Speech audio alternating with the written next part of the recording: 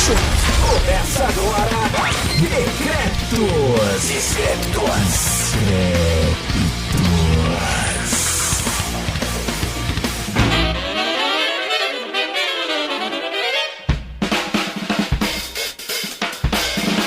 Estamos no Brasil! Brasil! Piu, piu, piu, piu. E aí, galerinha do mal que está assistindo a gente nesta live maravilhosa nas duas plataformas rivais, a roxinha e a vermelhinha, né? O Vocetubo e o Tebruxo. Estamos aí ocorrendo neste exato momento. Estamos contando com a participação, com a maravilha da presença de vocês aqui, que hoje tem gravação de episódio e, como você pode perceber aí, à direita do seu fone, à esquerda da sua tela, Joãozinho do Acordeão está aqui. Sim, cara, eu estou aqui, você está aí, mas ao mesmo tempo estamos juntos e isso é muito lindo. Então quero agradecer a todas as galera do websítio Toilder que estão aí presentes conosco ao vivo. E hoje a gente tem, e como dá pra perceber pelo ritmo que a gente tá falando, hoje tem gravação de episódio ao vivo, e você que está escutando a gente no feed, está acompanhando a novíssima, a maravilhosa série de episódios, continuações que não existem ainda, e esse é o episódio 2, a continuação, e é exatamente isso que a gente vai fazer hoje, essa é a introdução que a gente tá gravando agora. Eu sou Rafael Mordente, este que acabou de falar é João Carvalho, e a gente começa o episódio logo depois dos reclames da necessidade.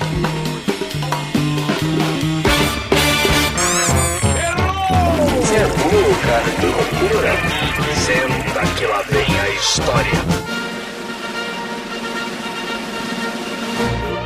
Para você que quer apoiar a gente, que quer apadrinhar a gente de forma mais regular e consistente, você pode ir no padrim.com.br/decrépitos e deixar com a gente lá, né, uma contribuição, uma ajuda, um financiamento. Você pode decepcionar o Capitão Nascimento e financiar essa merda e, né, participando com a partir de R$25 na categoria Boga Viva, você corre o risco, e ênfase em corre o risco, porque todas as pessoas que foram sorteadas até o momento deram pra trás, ou não quiseram, ou não puderam. Assustador. A gente conseguiu na virada do ano passado, episódio especial, com os ouvintes e tal, aí tava todo mundo animado.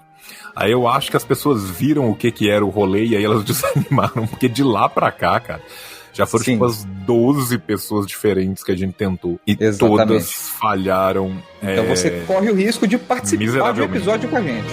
Exatamente. Sim.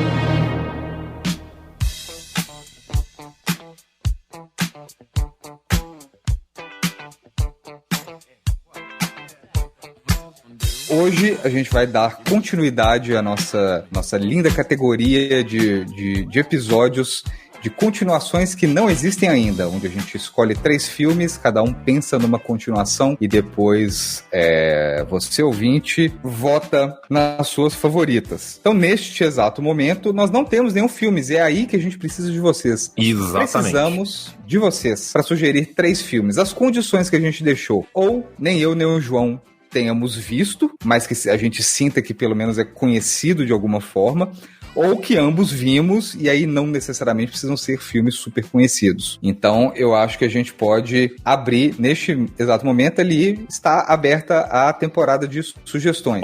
O Farol 2 eu achei fenomenal. Então, beleza. Então, estão definidos. Muito obrigado pelas sugestões. Nós temos os filmes Forrest Gump, O Farol e Esporte Sangrento. E nós vamos ter que escrever agora em tempo real continuações para esses 3 filmes. E eu já vou jogar o João na fogueira. João, você começa, você pode escolher o filme e dropar a sua continuação. Eu vou começar com uma continuação de O Farol, tá? Que vai se chamar O GPS, a continuação de O Farol. Ao tentar instalar uma rede de GPS numa ilha inabitada há séculos, jovens da TI da Marinha do Reino Unido acabam por descobrir um velho farol. Neste velho farol, eles decidem fazer um jogo chamado Spin the Blowjob, aonde você roda uma garrafa e pra onde ela vai, você tem que dar aquela mamada no sigilo no brother. Porém, o que eles não esperavam é que 2 fantasmas trapalhões que há muito tempo já haviam caído nas garras da libidinagem fantásmica entrariam neste jogo, transformando a instalação do GPS numa longa e deliciosa primavera de descoberta do amor telúrico entre homens e fantasmas. O GPS, também conhecido como o Farol 2, é uma comédia coming of age LGBTQI+, que se passa num futuro distante, numa Inglaterra comunista, rumo ao comunismo de espaço totalmente automatizado, que está substituindo todos os seus antigos faróis do mar por grids interligados de geoposicionamento. Esse é o filme O GPS, a continuação de O Farol, vulgo O Farol 2, que vai ser essa comédia, esse coming of age das pessoas se descobrindo, porém, de forma telúrica, com fantasmas punheteiros de um passado distante. Essa é a minha rendição de O Farol. Olha, essa é uma ótima continuação de O Farol. Eu devo dizer que eu gostei bastante. Acredito eu que a gente vai trabalhar novamente com William Dafoe e Robert Pattinson, pelo menos como os 2 dos fantasmas aí, né? Sim. A gente vai ter uma participação, nem que seja holográfica, no caso aí dessa trama. E quem que você pensa pra dirigir esse filme? Cara, eu acho que esse filme grita Danny DeVito, tá? E vai ser uma coprodução de Danny DeVito com Gus Van Sant, cara. Ok. Tem que ter um toque de sensibilidade também, sim. Ele tem que ter um toque de sensibilidade, um toque de arte, né? Então vai ser uma coisa meio It's Always Sunny, meio elefante, assim, sabe? É uma coisa assim. Sim, tem que ter coração, então... tem que ter Bengang numa ação. Exatamente, cara. E aí que vem uma coisa legal, né? Que é exatamente aonde, né, esses antigos e conservadores marinheiros acabam por se tornar uma neoturma fantasma da punheta num futuro distante, utópico e não distópico, né, que eles vão revendo a sua relação pretérita, e quem o tempo inteiro comanda, né, essas gincanas esse projeto de expansão corporal, que é, na verdade, o GPS, né, que é o Farol 2, é o próprio totem da gaivota, tá? A gaivota também morta, ela volta como uma espécie de fantasma totêmico, né? Pra mostrar pra esses jovens, né, essa redescoberta do ser, do eu, a partir do não ser. Então é uma coisa meio Danny DeVito, meio Gus Van Sant, sabe? Pro elenco principal aí, quem você pensa aí pra dar peso no elenco, quais são os nomes que vão estar no pôster? Quem são os grandes nomes aí? Os grandes nomes do pôster vão ser Vladimir Brista no papel principal. Ok. Ele é fantástico. O próprio GPS, tá? Ele é uma espécie de robô GPS humano, tá? Então, assim, eu quero colocar essa coisa também do Deus Ex Machina, sabe?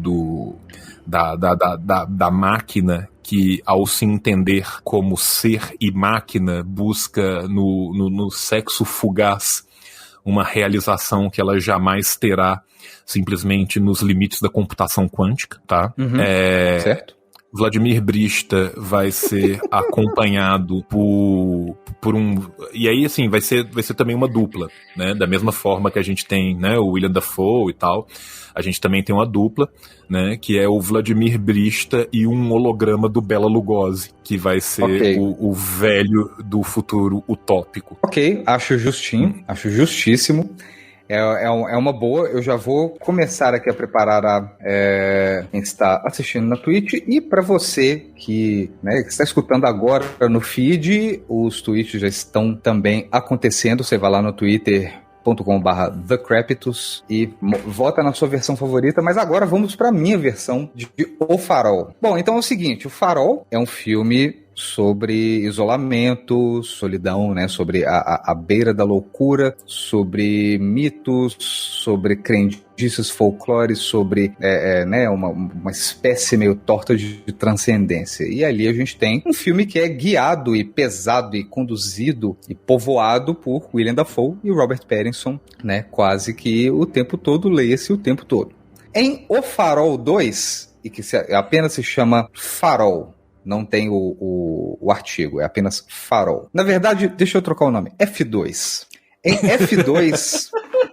Eu adorei. Em F2, a gente vai trabalhar com o conceito oposto, em que, nesse farol, não são apenas 2 marinheiros, mas sim dezenas de pessoas dentro do mesmo farol, convivendo de forma, né, e tendo todos os problemas de convívio e divisão de espaço e tarefas e comida e recursos, toda essa divisão entre dezenas de pessoas que estarão ali constantemente, ao mesmo tempo que todas muito juntas, todas completamente isoladas do mundo, porque elas estão num farol, né, no meio do nada, na costa de algum lugar muito ermo, né, prestando esse serviço para as embarcações marinhas que por ali passam. E essa turma toda vai passar por todas essas tretas, intrigas, né? É uma coisa que não é necessariamente roteirizável, vai ter um quê de improviso, vai ter um quê de Dogma 95, em que muito ali vai ser definido na hora da gravação e muito ali vai ser definido pelo talento de quem está fazendo, né, as atuações de quem está no elenco. Então a gente vai ter um caráter meio improvisado, com um elenco muito grande. O elenco que vai fazer esse filme é o exato mesmo elenco do filme Tá Todo Mundo Louco, de 2001. Então, em F2, a gente tem dentro desse farol em preto e branco, e com os mesmos recursos escassos, a gente tem Amy Smart, a gente tem Rowan Atkinson, né, o popular Mr. Bean, a gente tem Breckin Meyer, John Lovitz, John Cleese, Cuba Gooding Jr., Uau. Seth Green, Whoopi Goldberg, Vince Villeneuve, Lane Chapman, Kathy Najimy, Wayne Knight, Dean Cain, Paul Rodrigues, Kathy Bates, Dave Thomas, Gloria Allred, Silas Weir Mitchell, Julia Marie Hilbert, Brody Smith, Brent Ledford, Colin Camp, Deborah Thicker e todo mundo que você viu nesse filme. Todo mundo naquele espaço confinado do farol. E no final da treta, né, ao longo dessas coisas improvisadas que a gente vai ter, no final todos eles descobrem que eles são alvos de um reality show muito perverso, comandado pelo personagem de Ed Harris, reprisando o seu papel de arquiteto da porra toda em Show de Truman. É ele que está ali documentando a interação dessas pessoas, né, que foram chamadas para trabalhar no farol. É o emprego dos sonhos. E cada hora que chegava uma pessoa nova, as pessoas falavam, cara, eu não acredito, chegou mais um. Ai, não acredito, chegou mais um. E elas vão chegando ao longo de muito tempo. Então, eventualmente, pessoas que estão lá há um ano vão se deparar com pessoas que acabaram de chegar e vai falar, nossa, cara, você não faz ideia do que está acontecendo aqui. E a gente vai ter isso e vai ter essa grande revelação no final. E a direção, pelo fato de a gente trabalhar com uma forma mais longa, né, de interações, uma forma mais longa de assentar o elenco, a direção vai ser de ninguém menos do que Richard Linklater, né, responsável pelo filme Boyhood, que trabalha com períodos de tempo muito longos na criação de suas peças. Então, F2 será isso, é um filme do Protocolo Dogma dirigido por Richard Linklater com o elenco de Tá Todo Mundo Louco. Meu Deus, Mordente, eu gostaria muito de um dia adentrar no seu cérebro, porém somos apenas favos diante dessa colmeia, né, de vacilo que você tem aí dentro. É uma coisa espetacular, esplendorosa. Eu tenho certeza que sua biografia terá que ser escrita por astrofísicos e não jornalistas e historiadores, cara. É algo maravilhoso. Eu tenho uma última pergunta, assim. Okay. Também teremos na figura de Mr. Bean, eu não sei, né, se Rowan Atkinson vai estar incorporando essa persona, ou se vai ser uma coisa meio JCVD, onde Rowan Atkinson é Mr. Bean, mas não é Mr. Bean, mas também é Rowan Atkinson e está aí passando por essa crise, né? O que seria bem protocolo dogma da obra. Eu queria saber se ele vai estar ali capitaneando, né, um dos núcleos de ação, enquanto o John Cleese e o John Lovitz capitaneia um outro grupo, né, com uma clara clivagem econômico-social. Eu queria entender um pouco mais de como que vão se dar essas relações políticas dos diferentes tramas, dos núcleos que performam F2. Olha, em F2 a gente tem ali o núcleo dos pioneiros, dos primeiros a serem chamados para esse emprego. Nesse núcleo nós temos Amy Smart, Cuba Gooding Jr. e Whoopi Goldberg, que são as primeiras pessoas a chegarem lá, né? Então, assim, de certa forma, até certo ponto nesse filme são essas pessoas que detêm o maior conhecimento e o poder, né, sobre a dinâmica de interações e a dinâmica, o tecido social formado ali, que vão passar pelo primeiro momento de confusão e de trauma juntos e vão criar um laço muito forte. Porém, a partir disso, nós já temos um segundo grupo formado por Seth Green,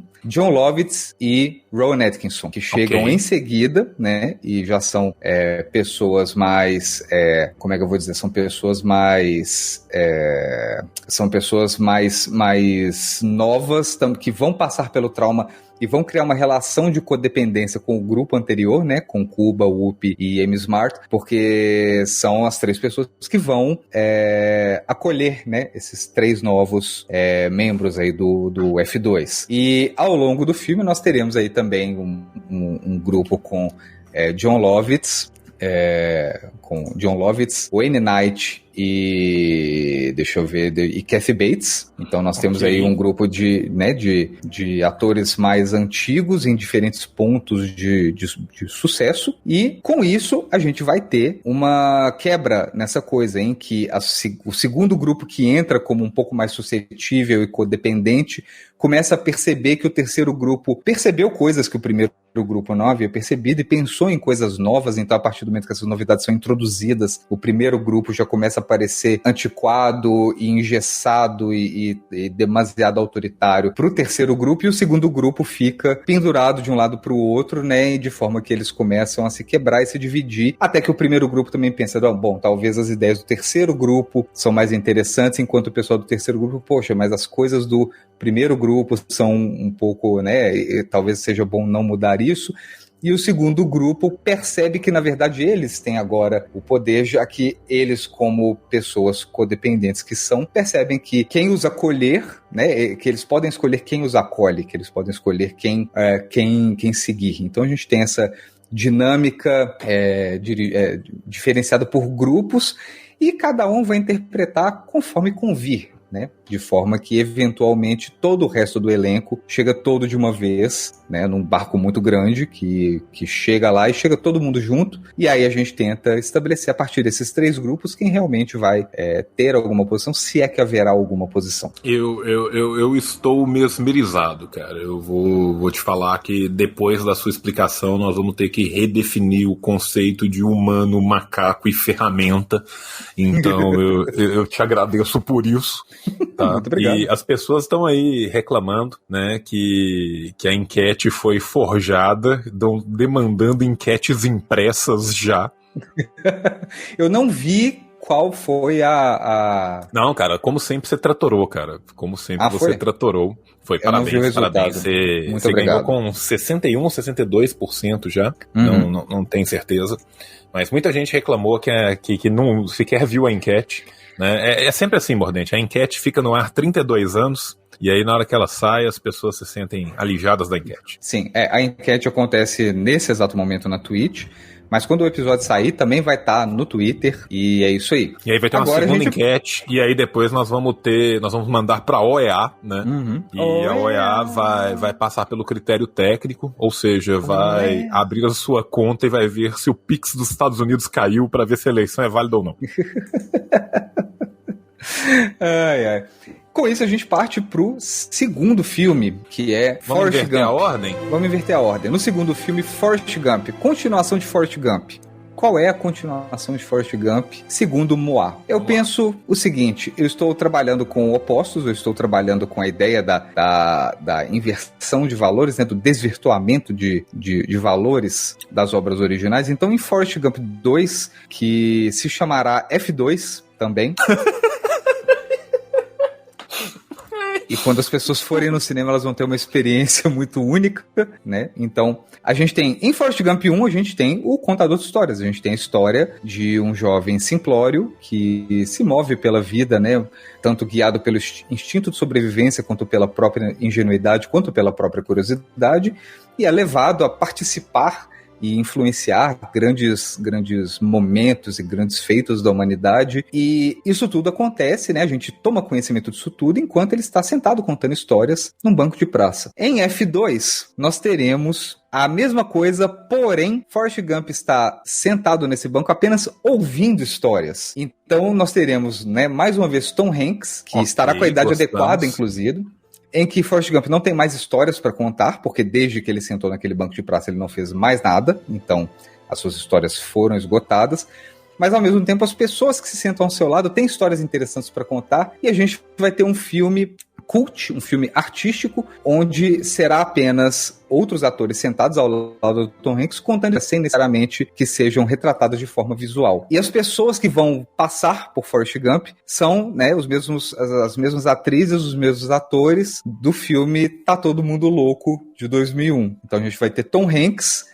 interagindo com o elenco de Tá Todo Mundo Louco, cada um contando uma história diferente de como influenciaram, de como causaram grandes eventos, grandes feitos da humanidade, como impediram que feitos horríveis pudessem se realizar, ou às vezes como influenciaram feitos horríveis também, né? De forma que a gente traz aí um tecido de storytelling que é entregue pelo talento e pelos cacuetes e pela assinatura de cada uma das pessoas que atuou no filme Tá Todo Mundo Louco. Então, F2 será dirigido por Michael Bay, em sua primeira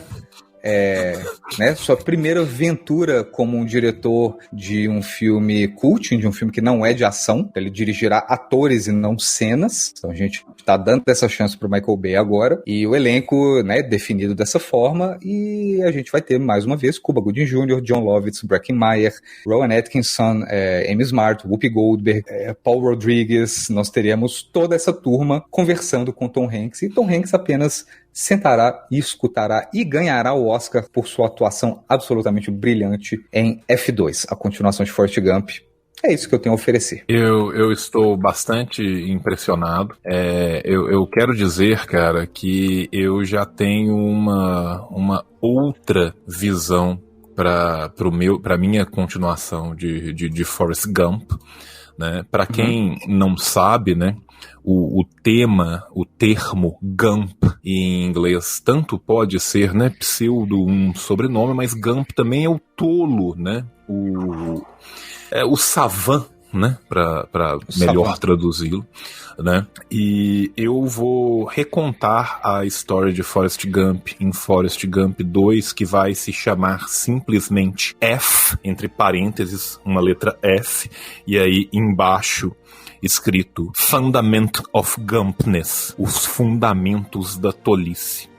Fundaments of Gumpness não é nada menos do que um filme experimental, uma ópera-filme experimental de 8 horas, contada a partir do ponto de vista do prawn, do camarão de água doce, tentando entender uma história humana de tolice a partir da sua visão camarônica do mundo. O filme não será contado por meio simplesmente de imagens, mas de borrões imagéticos com barulhos que são a expressão da loucura do camarão perante a tolice humana. Então são 8 horas de uma ópera cinemática, experimental, né, que bebe aí nas fontes de Bigotten, que bebe aí nas fontes de River of Fundament, né, e bebe aí nas fontes de, por exemplo, né, eu esqueci o nome do filme belga que eu tô procurando, eu esqueci agora, daqui a pouco eu lembro, mas a ideia é exatamente recriar a experiência de um camarão de água doce que tenta absorver a tolice humana enquanto é cerceado da sua própria liberdade por tolos assassinos ou assassinos tolos.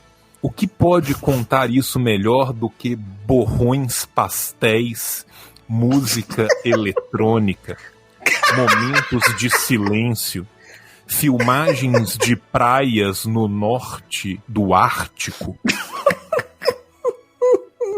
e poemas em sânscrito, todos eles, obviamente, lidos pela cabeça flutuante de Murilo Benício. Enquanto esta cabeça flutuante de Murilo Benício trespassa essas imagens e tenta compreender-se enquanto camarão humano camarão, ela vai cada vez mais perdendo a sua face humana e se tornando um com o seu shrimpness, com o seu proneness, né? Cada vez mais absorvendo então barulhos do mar, sopros vitais que emanam das torrentes do Bayou. É isso que eu trago para F, Fundament of Gumpness, que será dirigido por Tirulipa. Ok. Fantástico, cara. Murilo Benício e Tirulipa, é igual Tim Burton e Johnny Depp, é igual, cara, sei lá, quem que, eu não lembro mais, grandes duplas de diretores. Vas de Noces, lembrei, Vas de Noces, também quero me inspirar um pouco na experiência, né, do humano com o porco em Vas de Noces. Ok. Ok, então temos aí, cara, uma experiência eu acho ótimo que as pessoas estão falando assim, porra, o João fumou quando ele escreveu isso aí. Como assim escrever, meu amigo? Nós estamos inventando esse troço agora, tá ligado? Estamos literalmente tirando del rabo. Então, ó, vou lançar aqui, né, um start poll aqui, vocês que fiquem espertos, tem 1 minuto para poder responder a qual versão de Forrest Gump é melhor. Pô, essa eu vou te falar que eu dei tudo de mim. E, como sempre, não será o bastante. Olha, eu tenho minhas dúvidas. Nós temos aqui 1 minuto de votação acontecendo. A disputa está razoável, mas muito favorável a você. Sim, cara, eu acho que tá faltando no cinema mais filmes sobre a visão dos camarões de água doce, cara. Eu acho que isso é uma demanda reprimida da cinematografia mundial. A gente mal chega em 50, 70 mil filmes de camarões de água doce por semana, né? Então, assim, tem essa demanda aí. Aê, cara. Fundament of Gumpness, cara, 1-1. Olha aí. E foi um trator, cara. A outra acho que foi mais própria. Mas aí, 73% contra 27%. Você está de parabéns. Obrigado. Venceu com realmente uma experiência cinematográfica única, né? Uma coisa assim que... Cara, IMAX, 3D... Eu vou te falar, a direção, concordo com a direção, concordo com a atuação, mas eu acho que a produção disso, a gente tem que jogar na mão do Christopher Nolan pra ele providenciar os rolos de IMAX. Sim, mas eu vou além, cara. Esse é o filme pra estrear o Smell-O-Vision, cara. Smell-O-Vision! Este é o filme pra se estrear a tecnologia do Smell-O-Vision, cara.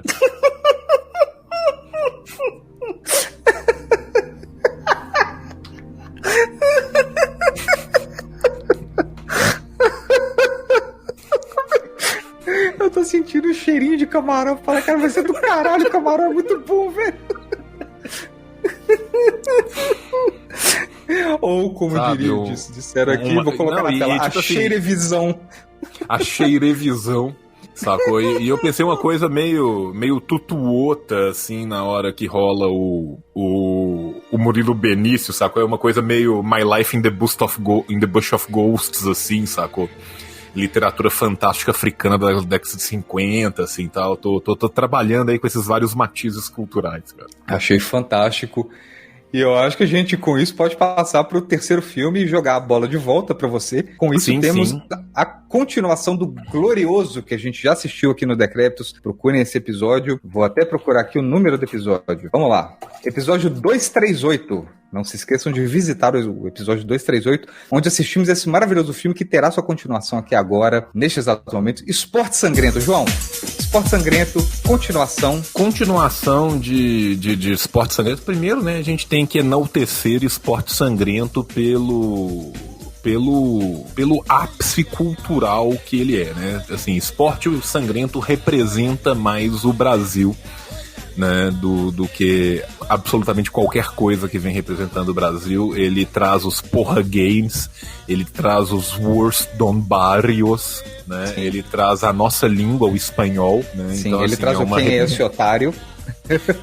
Ele traz, né, um fato geográfico pouco sabido do Brasil, que é a distância entre o Cristo Redentor e a Amazônia em diagonal é de 2 quilômetros, né? Então você está ao mesmo tempo no Rio de Janeiro e no Amazonas. Então, assim, acho muito importante, né, a gente trazer isso. Bem, se o primeiro filme é um esporte sangrento, o que isso significa dizer? Isso significa dizer que Mark Dacascos apanhou demais. E ao ter apanhado demais, Mark Dacascos se encontra em Esporte Sangrento 2, nem tão esportivo, vírgula, nem tão sangrento, vírgula. Como um homem que sofre constantemente com suas lesões de capoeira. Mark Dacascos está enjaulado em seu próprio corpo. Esse Mark Dacascos velho e decrépito, que somente consegue mexer um único olho, vai ser finalmente resgatado por um fonoaudiólogo, engenheiro mecânico experimentalista, num lance meio escafandre a borboleta, porém... Nossa, ok. Não será resgatado para o bem, será resgatado para o mal. Olha. Mark Dacascos repete com o seu único olho, piscando sem parar: eu não jogarei seus jogos de esperma. I won't play your porra games. E ele repete isso para a humanidade. Ora, um homem fonoaudiólogo sabe o peso de ser um fonoaudiólogo e ele não pode mais aceitar isso. Então ele precisa trabalhar com a voz, mas Mark Dacascos só se dá um olho. Ele, como engenheiro mecânico, cria uma boca-olhal para colocar dentro do olho de Mark Dacascos, para que seu olho cante e a sua voz possa ser usada como melpomene, como uma forma de dominar e escravizar a humanidade. O robô Mark Dacascos, com seu olho cantante, escravizará a humanidade cantando versões em falsete de Paranauê Paraúna. Toda essa distopia vai até o momento em que o pequeno Tommy, típico brasileiro, criado no interior do Brasil, entre Wisconsin e Cuiabá, finalmente percebe daquilo e vê: só existe uma forma de parar o novo robô, o Mecha Dacascos. Qual seria essa forma? Fazer a sua boca-olhal chupar um pirulitão. Por quê? Porque o pirulitão representa exatamente o prazer que lhe foi negado. Então ele tem que jogar um pirulito dentro do olho de Mecha Dacascos. Mas Mecha Dacascos, para ser protegido, foi atacado por Rick Moranis, que fez ele crescer. Então a última metade do filme inteiro é Shadow of the Colossus. É o pequeno Tommy, esse típico brasileiro, escalando o Mecha Dacascos para enfiar um pirulito gigante no seu olho, que trará paz ao Brasil. Quando ele consegue, Mecha Dacascos explode, Davi Luiz samba, a alegria trazida de volta ao povo brasileiro. Esse é Esporte Sangrento 2. Nem esporte, nem sangrento. Vai com você. Eu vou te dizer o seguinte, eu só preciso conferir uma coisita. Ok, está conferida. Eu tenho uma sugestão de direção para esse filme. Por favor. Né? esse filme, ele pode muito bem ser dirigido, né, por alguém que já tem aí uma relação com um pé na ficção científica, um pé na distopia tecnológica e um pé em como amarrar isso com uma poiesis, né? E é o diretor Alex Garland do filme Ex Machina, que eu acho que ele pode trabalhar. Caralho, gostei. Sim, e o Garland pode dirigir, eu acho que o Dacascos vai conseguir extrair do Dacascos. Eu vou te aceitar, eu vou aceitar a sua pedida, mas eu sou adamante em relação à escolha do elenco. Ok. Mark Dacascos, o Mecha Dacascos, é feito por Diney, ex-jogador do Corinthians. Ok. O pequeno menino Tommy é Agnaldo Raiol. Ok. E o fonoaudiólogo, engenheiro mecânico, é João Amorim. Eu só faço questão que eu sou adamante em relação à escolha do elenco, cara. Fantástico, cara. Eu adorei a sua versão, adorei a referência ao Escafandro e à Borboleta, acho que é necessária, inclusive, né, para solidificar esse conceito, para transformar, para trazer um toque de coração, de humanidade a uma história tão desolada, né, uma história tão pavorosa, né, e eu gostei muito, cara, gostei muito. Então temos aí um bom filme. Eu vou só anotar aqui. Ok. Com isso, a gente entra então na minha continuação de Esporte Sangrento, que eu não lembro quem escreveu no chat aqui, mas eu já vi aqui, M-Hack deu uma sugestão. Eu vou começar pelo diretor. Eu acho que a continuação de Esporte Sangrento tem que ser dirigida por ninguém menos do que George Miller, que é o diretor de Mad Max, e eu já explico por quê. Porque Esporte Sangrento 2, ele se chamará Sangrentos e Furiosos Capoeira.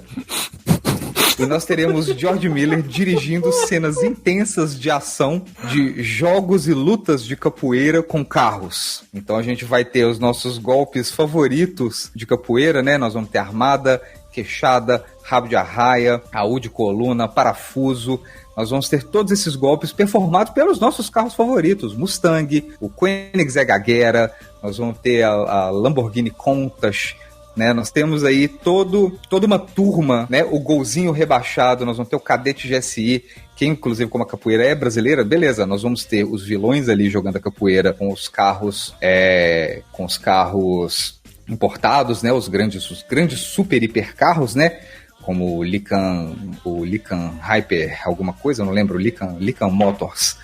Né, nós vamos ter esses carros, nós vamos ter Ferraris, nós vamos ter grandes BMWs, Rolls Royces, né, e do lado do brasileiro, do lado dos heróis, nós vamos ter o Maré Turbo, a gente vai ter o Gol Rebaixado, o Cadete GSI, o Tempra Turbo, a gente vai ter o Chevette de tração traseira dos anos 80, a gente vai ter isso tudo acontecendo. Então nós vamos ter rodas, né, com faróis acesos piscando, buzinas tocando em ritmo de berimbau e carros jogando capoeira. Então a gente vai ter carro dando mortal, a gente vai ter carro dando folha seca, vai ter todo tipo, né, de ação com carros, com, né, ninguém melhor do que George Miller para poder fazer isso. Por quê? Porque a briga de gangues iniciada em Esporte Sangrento, ela evoluiu na medida que alguns personagens, né, lê-se todos os personagens do elenco original foram morrendo nessa briga, né, e caçados após terem seus momentos de paz.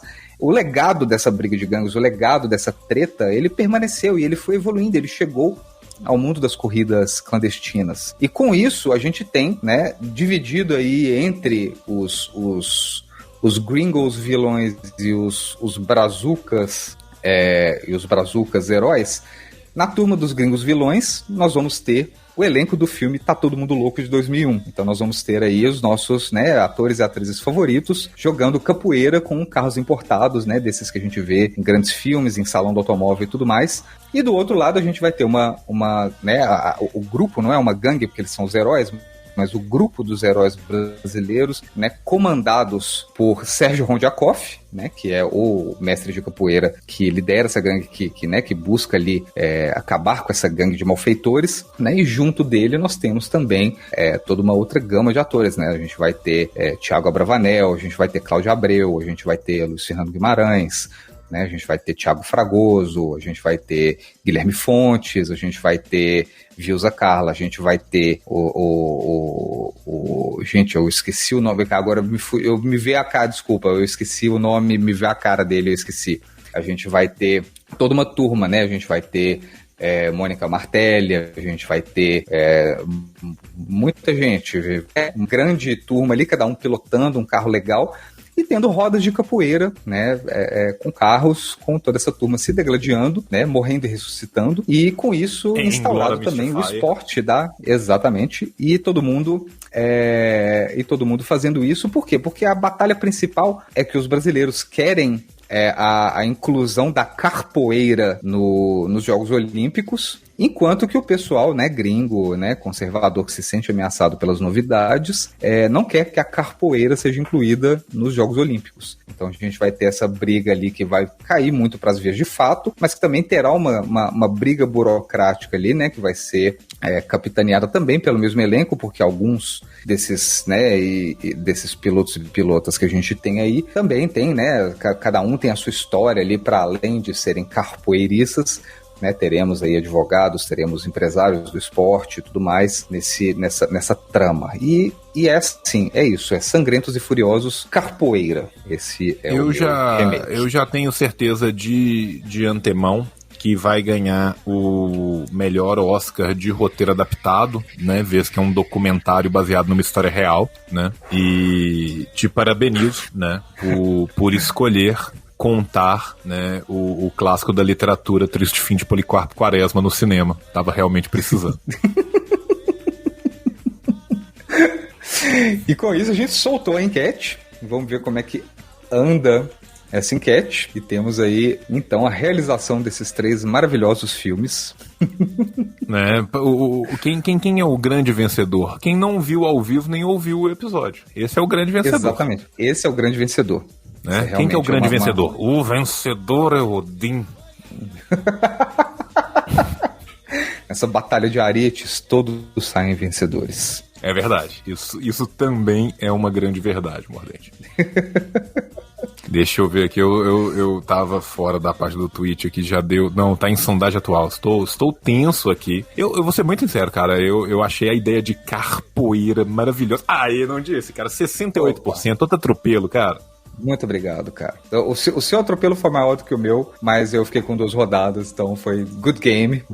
Sim, foi um close call, né? Fico sempre muito honrado, né, de perder pra você, né, então assim, já é uma longa tradição, quem sabe no terceiro eu perderei de menos, né, mas sei que esse é um jogo onde você domina. E com isso, a gente encerra esta maravilhosa gravação, né, nós temos aí você agora que tá ouvindo no feed esse maravilhoso episódio, você tem a chance de votar também e decidir, né, neste exato momento, é uma partida de 180 minutos, então, neste exato momento, na Twitch, eu estou com 2 rounds a 1 contra o João, e agora é a chance de você virar esse jogo, caso você ache que não tenha sido justo. Então, exatamente, você que tá no feed, cola no Twitter e vote. Então é isso aí, gente. Beijo no coração de vocês. Até em breve. Até muito em breve. Tchau, tchau!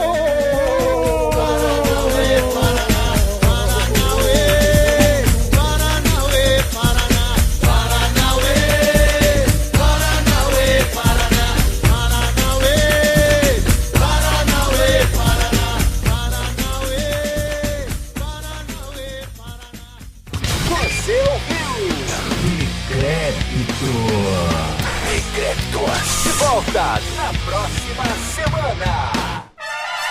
Você gosta da gente? Quer ajudar o Decrépitos? Então nos apadrinhe. Vai lá no padrim.com.br/Decrépitos e ajude a financiar esse vacilo. E se você assinar um plano de R$25 pra cima, você ainda corre o risco de ganhar um sorteio para participar de um episódio ao vivo com a gente. Agora, se você não quiser ou não puder assinar, você pode nos mandar um trocadinho pelo Pix. O nosso Pix é o decrepitospodcast@gmail.com. Manda um trocadinho lá pra gente que nós vamos ficar muito felizes. Então vai lá, padrim.com.br/decrépitos ou o nosso Pix, decrepitospodcast@gmail.com. Tchau, tchau!